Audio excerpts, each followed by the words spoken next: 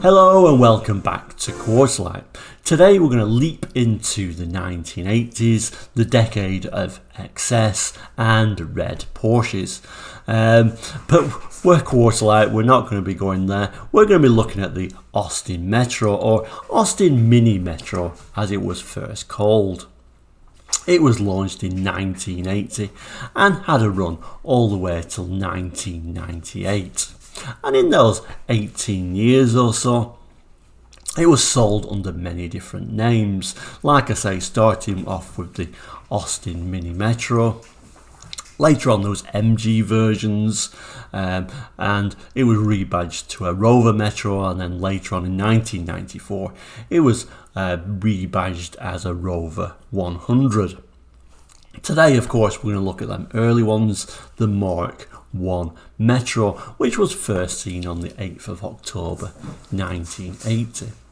And it was really late to the party. This so-called Super Mini segment had really taken off, starting off all the way back in 1971 with the Fiat 127, 1972 the famous Renault 5, and they kind of like developed from there. And indeed, British Leyland had been penning designs for these Super Minis since the early 70s as a replacement for the Mini. But of course, British Leyland, as always, was struggling with their finances, and it didn't arrive until 1980. Initially known as the code name LC8, or Leyland Cars number 8, when it finally arrived, it did have a nice big spacious body, one of the more spacious Super Minis out there, and that really helped initial sales. The brochure we're going to look at is from 1981, so it is showing these early cars. The early cars, if I put it the right way around, came as a 3-door. The 5 doors came much later, but at this time most of the Super Minis were 3 doors. The 5-door Super Minis were later evolutions.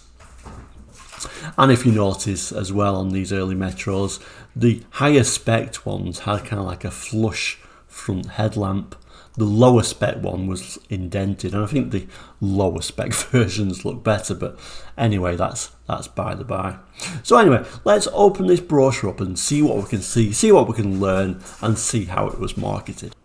And as we open up, and it opens up quite strangely, this brochure, when you turn the page it falls directly into the centre page, but it goes to one of my favourite pages in this brochure, straight to showing all the different specs and versions. And like I say, the basic Metro and the Metro L, the lights are different. We've got these indented lights and these kind of like side lights and indicators on the bumper, whereas the higher spec models have got these flush headlamps and the indicators by the headlights. And I must confess, I do prefer these basic ones, the Metro L. I think they look a bit more characterful than the higher spec models. But then again, this is Quarterlight, and we tend to favour basic cars after all. And as we read the text in this brochure, it talks about various different awards, which some of these awards I've never heard of. And certainly these awards I didn't realise the Metro actually had. So it's saying here, when it was first launched, it won universal critical acclaim from the media, together with such coveted award as the Dewar Trophy for outstanding engineering and low maintenance, the Don Safety Award for its impact absorbing steering column and burst resistant locks, the Guild of Motoring Writers Top Gear 81 accolade, and from the staff of What Car magazine the title Best Small Hatchback 1981. So it was certainly a car when it came out. It did get all these awards, and indeed it did sell very well at the beginning. Really, the Metro was initially intended to run alongside the Mini and eventually replace it, but it did replace a version of the Mini Clubman. That was dropped, and also the smaller engined Austin Allegros, and the Allegros were actually fully replaced when the Austin Maestro arrived. And it does show all the versions that was initially offered for sale when the Metro was launched. So we've got the Metro L, the Metro HLE, the Metro 1.3S, and the Metro 1.3 HLS. And if you're interested in those initial launch prices, the base 1 litre was £3,095. If you wanted the L, you had to pay another £400 for £3,495. If you wanted the 1 litre HLE, it was £3,695. And if you wanted the sporty looking 1.3S, it was £3,995. If you wanted that range topping 1.3 HLS, you had to go to £4,294. And as you can see, the HLS is sporting head restraints there. But let's turn the page and see what else we can see. And as we turn the page, it actually turns into this rather huge double page spread brochure that really opens out a few times. And it's really going into great detail here to show what a groundbreaking car this is.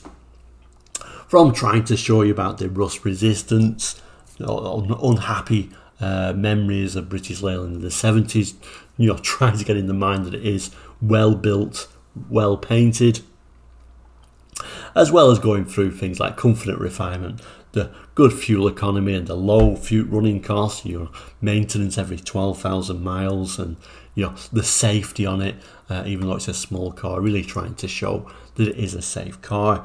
It then goes on to this really nice cutaway shot of what it calls the anatomy of a world beater, going into various little details. And like I said, we don't really think of the Metro being anything special today, just a very low cost city runabout. But you have to remember, when this came out in 1980, even though it was late to that super mini party, like I say, it was still a really big thing for British Leyland.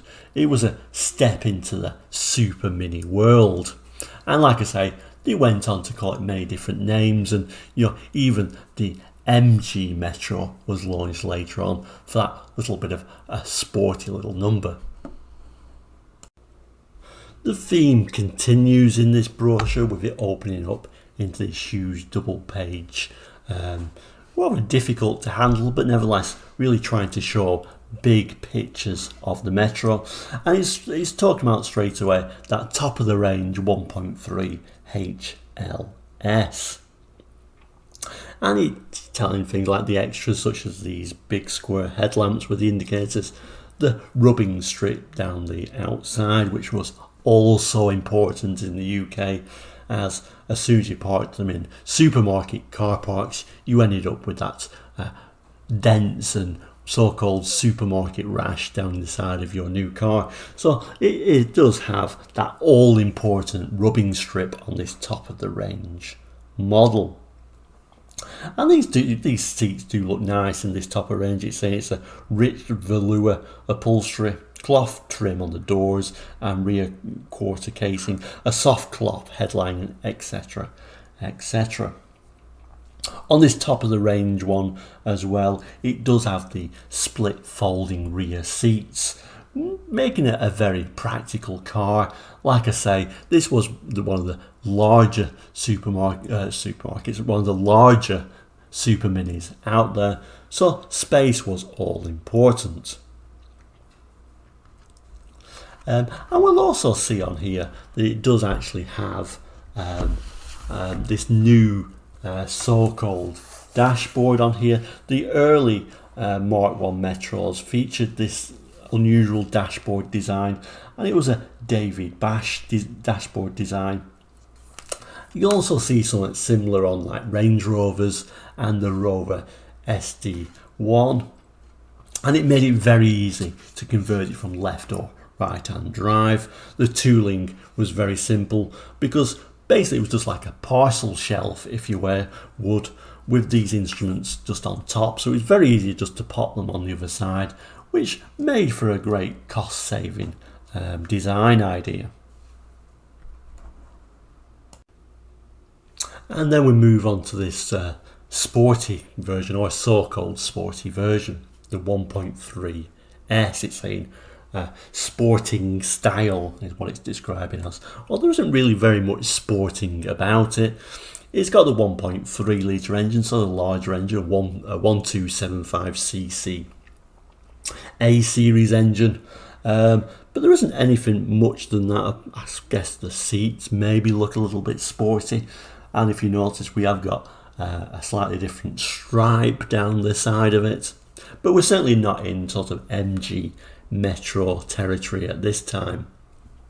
Again, it features that split folding rear seats. So again, a very practical car.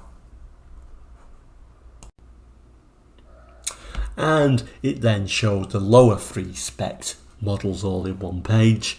Like I say, that Metro L I think is probably my favourite one, with the indicators on the bumper and those sort of indented headlights, almost looking a little bit Japanese, a little bit Honda-esque at that front end. I think it almost reminds me of a small Triumph Acclaim that came later, but I do prefer the lower spec ones for sure.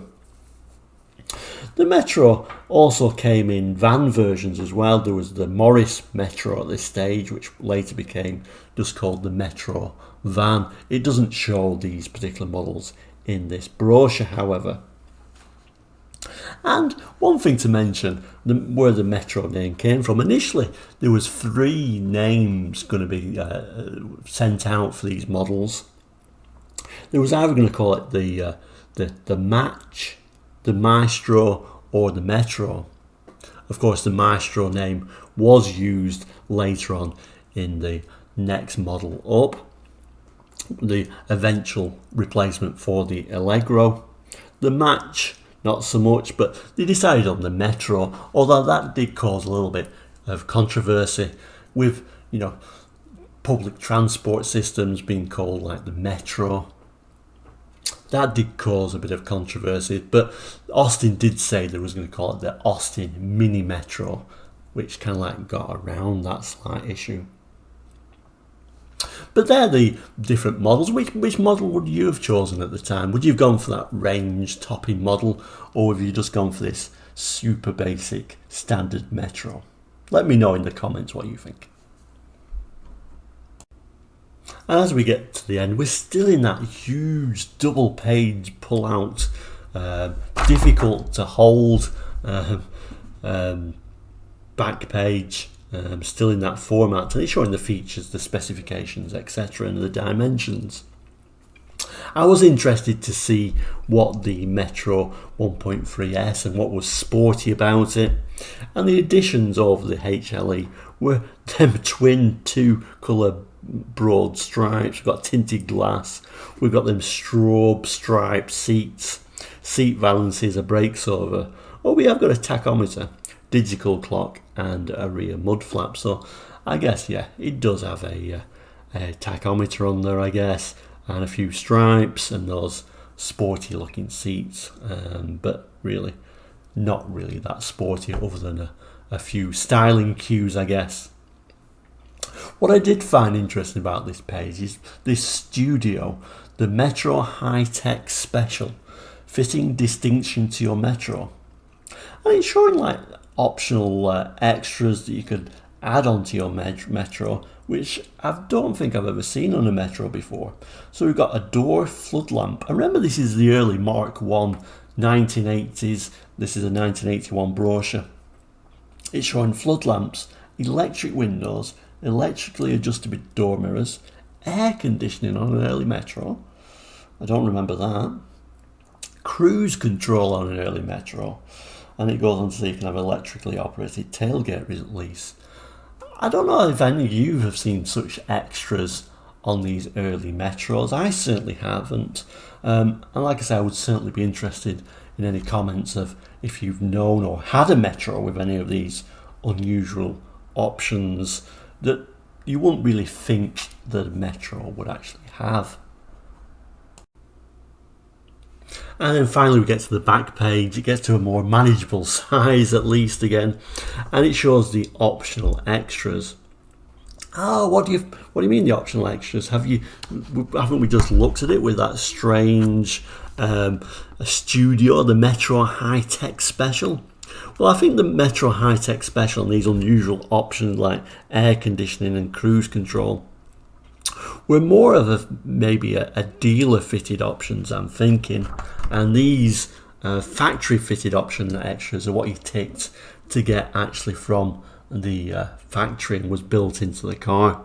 So we got things like metallic paint, detachable sunroof, push button radio, manual radio, push button radio, various different radios, headlamp washing unit. That was an unusual option for your Metro to have the headlamp washers on it. I can't remember the last time I saw headlamp washers on a Metro. And a rear window wash wipe, trip computers, laminated screen, low compression engine, etc, etc. And it goes on to talk about, you know, your super cover, your Austin Morris breakdown assistance, if you will. So there we go, the Austin Mini Metro. It is kind of like a car we should really champion, and I try to champion these almost forgotten cars in Quarterlight, because we kind of think of the Austin Mini Metro in regards of what it became, the Rover Metro and eventually the Rover 100, by which time it was kind of like way behind the competition and almost like a little bit of an embarrassing car. When it came out, it was right up there. Yes, it wasn't quite as good as some of the competition in regards to road holding, but it was important with the things that really mattered. It was a great city car. It had a lot of space. It was really top class for the space. The hatchback, those folding seats made it an extremely practical small car. And it was really a big deal for British Leyland. They really needed to sell. And you can tell that just by looking at the brochure, how it folds out. It continues to fold out into this huge brochure. It had to work. And it was a successful car, particularly when it was first launched. Of course, it went on to bigger and better things, having a 5-door version and that very interesting MG Metro that came out later on as well. But these initial 1 litres and 1.3 litres in all the different little specifications made it a very interesting car. Thank you so much for watching Quarterlight today. I always enjoy making these videos. I hope you enjoy watching them. So please do subscribe. There's going to be many more brochure videos to come, specialising in the 70s and 80s, although we've certainly done some in the 60s as well. We will be doing some in the 90s later on as well. But for now, I'd like to say thank you for watching. Take care and goodbye.